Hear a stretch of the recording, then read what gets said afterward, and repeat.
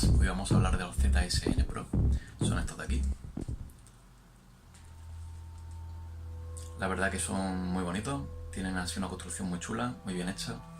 El cable viene a ser uno un poco distinto porque hay dos versiones para comprarlo. Uno que te viene sin cable adicional y este cable adicional que saldría por unos 2 o 3 euros más. Y es el mismo, solamente que de otro color, con algunas partes en transparente, y la verdad que bastante bien. La verdad que por un par de euros se la cuenta, al menos a mí me lo pareció, y digo, bueno, ya lo traigo al canal de paso, ¿no? En cuanto a la construcción, ya digo, está muy bien, no lo vamos a dedicar mucho porque no tiene mucho misterio. La rejilla interna es metálica, eso es bueno. Y bueno, yo le he pedido por Luz Caceta, que han sido tan majos de dejar un descuento. Se aplica igual que la vez anterior, lo dejaré de todos modos, a ver si soy capaz de meterlo. En la descripción estará el procedimiento. Y yo creo que sumando descuentos y tal, se queda a un precio muy chulo para un auricular que ahora veremos que funciona bastante bien. Lo vamos a comparar con los C10 que tengo aquí. Y la sensación general a la hora de escuchar los ZSN es que son unos C10 divertidos y unos C10 con grave y agudo intensificados. Yo diría que esa es la mayor cosa así a destacar entre ellos dos. Y la verdad que tienen perfiles ligeramente distintos. Uno es divertido y el otro es un poco más balanceado o más relajado.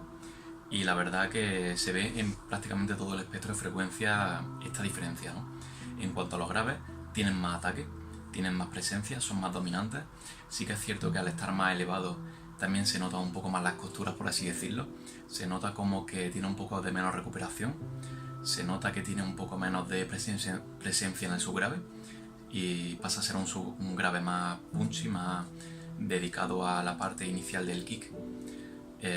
Luego tiene una buena textura y la verdad que es agradable, aunque sí que es cierto que puede resultar un poco dominante.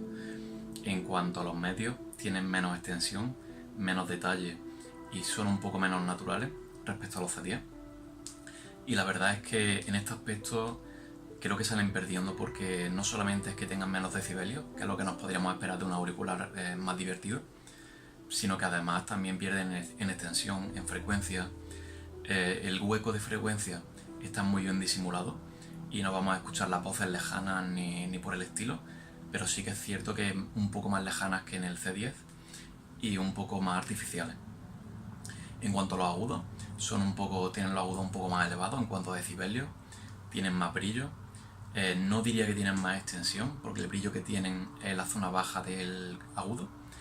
Y en cuanto a aspecto general, diría que están bien, lo que pasa que en alguna pista que pueda ser así un poco más difícil, diría que se nota un poco como de desorden o un poco de caos, como que el grave se descontrola en algún momento, pero no ocurre en todas las pistas y encontrarlo no va a ser del todo fácil. Funciona bien en la mayoría de géneros, funciona bien sobre todo en música electrónica, funciona muy bien. Todo lo que sea música estilo Oliver Heldens funciona muy bien. Todo lo que sea trance o este tipo de música funciona muy bien. Drum and bass también. En cuanto a rock, sorprendentemente funcionan bien, aunque es cierto que en cuanto a medios dejaría un poco de desear en cuanto a las voces. Pero por ejemplo, una guitarra eléctrica distorsionada se encuentra bien representada por los medios y los graves, aunque ya digo, en algún momento, en alguna pista un poco difícil, puede dejar en evidencia que es un híbrido. Y también puede dejar en evidencia que el grave se descontrola a veces un poquito. Al menos para mi gusto. Puede ser que haya otra persona que con otros gustos, con otras preferencias, pues prefiera ese grave así loco. Y en el resto de género se comporta bien, como sería la música clásica. El funcionamiento de un violín, por ejemplo, es muy bueno, por este extra de agudo. En cuanto a música ambiental, sí que diría que funcionan un poco mejor los C10. En cuanto a escena, los C10 tienen una escena un poco más amplia, un poquito, no mucho más. En cuanto al posicionamiento de instrumentos, diría que en pistas difíciles es mejor los C10. Y en cuanto a videojuegos, funcionan muy bien los ZSN. Pensaba que no. Pensaba que al ser un auricular un poco más divertido iba a ser un poco más injusto en cuanto a videojuegos, pero la verdad es que funciona muy bien, la representación de las armas está muy bien hecha, incluso me gusta un poco más que los C10. Creo que ese extra de agudo le ha venido bien en algún tipo de arma, funciona bastante bien. En cuanto al Overwatch, encontrábamos que el Dolby Atmos aporta un poco más de su grave del que nos gustaría. En los C10 puede verse sobre representado y aquí funciona bastante bien. Aunque tengan más agudo, el subgrave tiene menos presencia y funciona bien.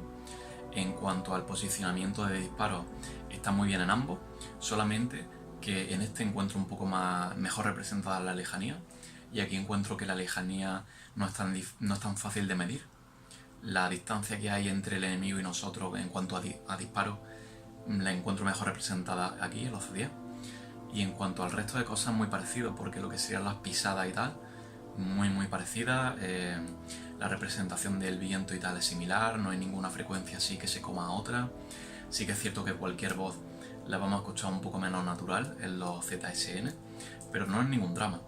Realmente es bastante admirable que con un solo armadura balanceada hayan conseguido un desempeño tan bueno en medio y agudo.